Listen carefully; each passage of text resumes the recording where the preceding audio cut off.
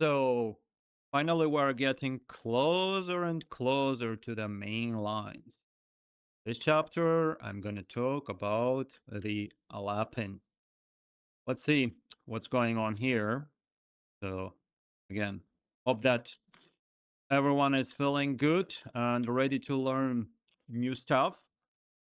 Let's start. E4, C5, and then pawn C3. What's the idea of this move? Why does this pawn c3 move instead of developing the knights or pushing f4 or doing the close Sicilian? So the main plan is that if we play a bit passive or even do like a normal move like knight c6, white will take the center, and after the capture he will take back.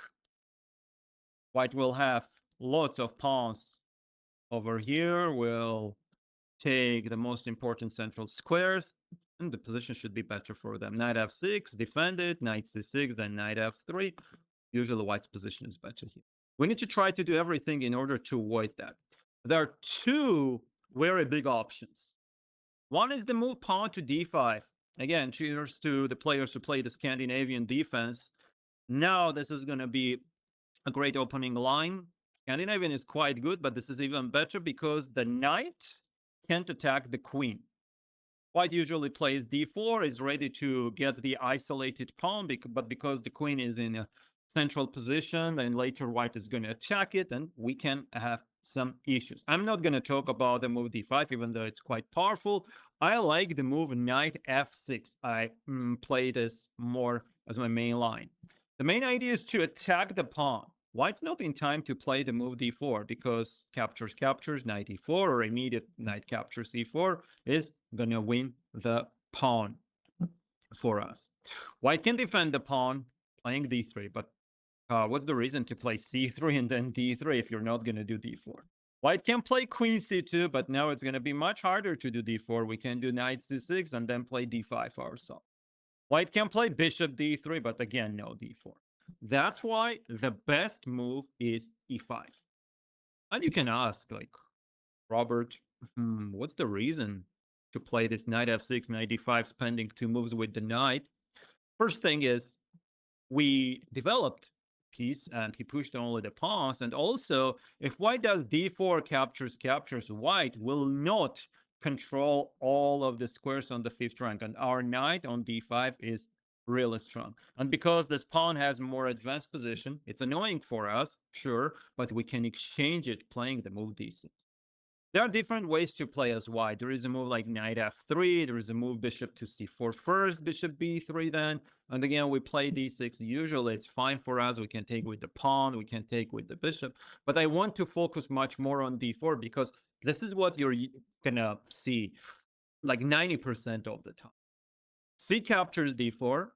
Here again, white can play with the moves like knight f3, bishop c4, and stuff like that. But let's understand the main line, which is c takes, or the other one, which is queen captures d4. Although I think black is absolutely fine here.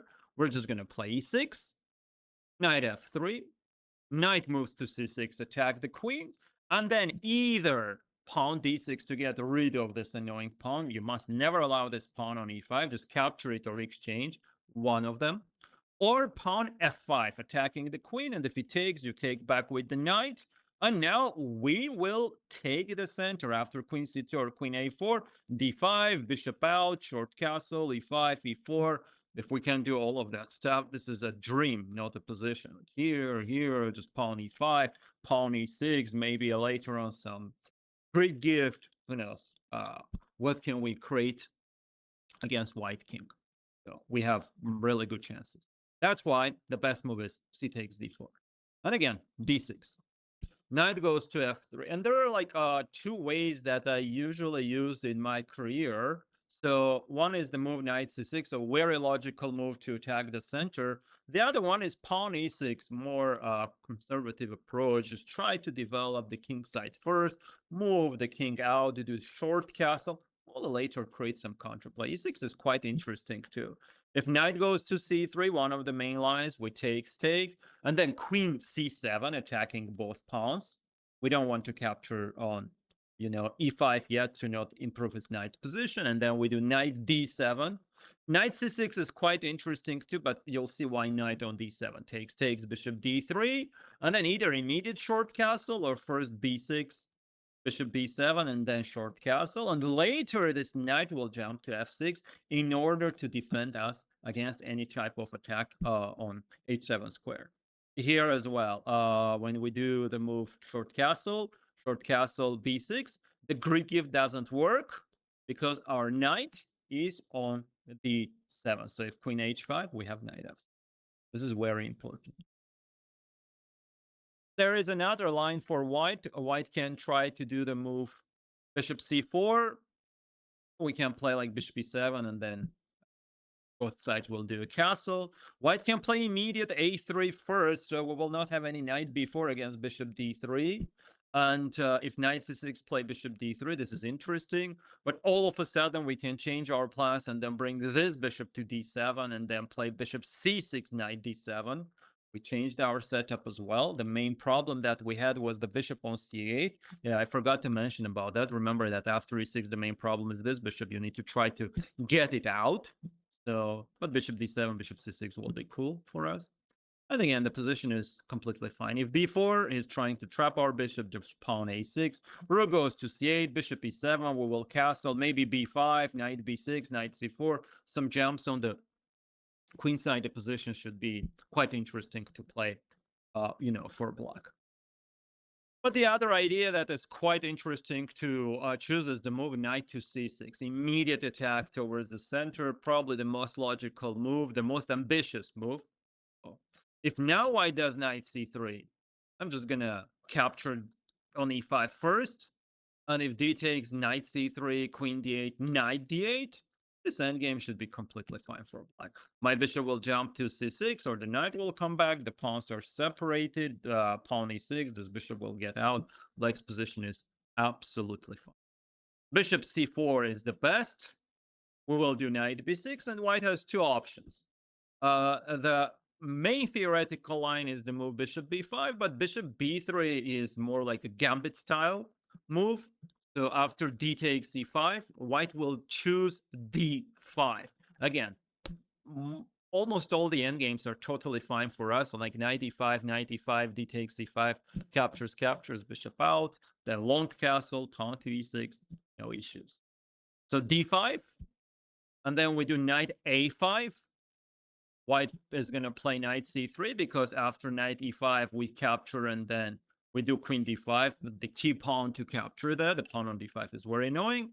So knight c3, knight takes, queen takes. And I think it's very important to get rid of this pawn on d5, just playing e6 as soon as possible. Sure, we can be greedy. We can play the move f6, later try g6, bishop g7.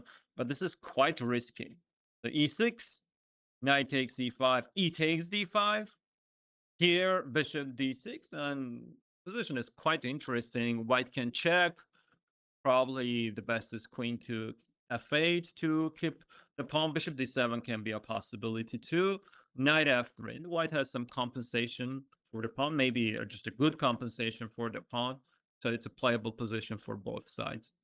But most of the grandmasters chose the move bishop to b5, pinning the knight, threatening to push d5. That's why we captured the pawn. Now if d5, we have just queen captures d5. We're not scared of this. So knight e5 is the best move, and then bishop d7.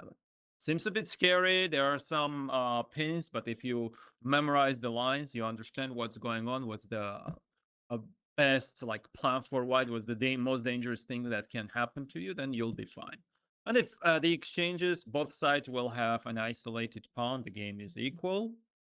That's why white can do the move knight d7. We do queen d7, short castle. And there are two interesting options. One of them is g6, but this is a bit scary. Here, bishop g7, and then white can play d5. Bishop takes, and then d takes, and you need to analyze all of that stuff. Should be fine for black. So, but e6. Knight c3. Bishop out, and now the most important thing that white wants to do is queen g4. Otherwise, what he got Sure, he has two bishops, but this pawn is quite weak. We will do short castle, bishop f6, rook d8, attack the weak pawn, probably win it. So that's why white needs to create a counterplay as soon as possible. We do this. So takes, we capture with the pawn, bishop h6, bishop f6, rook to d1 to defend on d4, and king h8. Knight e4 in order to get the bishop if we will take on h6, queen e7. So maybe there is like a very, very small plus for white, but I think this is totally fine for white, just a playable position. Let's say if it's plus 0.2 or 0.15 according to the stockfish. So it's deadly. Play the game. Continue. This is it. This is the Alapin. Again, there are like lots of lines that you can analyze yourself. Of course, you can go into the big like deep research of the positions after d5 here, maybe g6 first, or some other lines with knight f6. Just know that white wants to take the center. We need to try to do everything to prevent it. That's why knight f6 is a cool move. So immediate d4 is not going to work. After e5, knight d5, d4, now we have this square and takes. It's very important to get rid of the e5 pawn as well. Don't be passive.